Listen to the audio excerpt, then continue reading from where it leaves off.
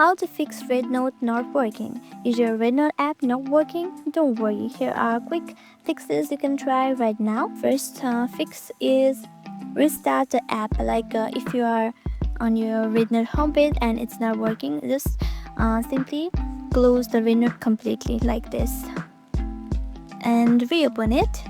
Sometimes a simple restart does the trick. And if it's done, it's okay, and if it's not done, don't worry, here are other fixes as well. Check your internet connection, make sure you are connected to Wi-Fi, as RedNote needs an active connection to function properly.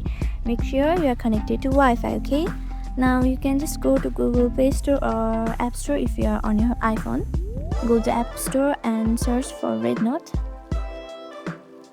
Once you search for RedNote, update it. If the update is available, it will be shown right here, and tap on update. If nothing else works, just go to RedNote and long press on it and tap on remove app and delete app. Like that, it will be deleted, and then just go ahead to App Store and reinstall it again, and maybe that will work, hopefully. And there you go, try these steps and RedNote should be back up and running.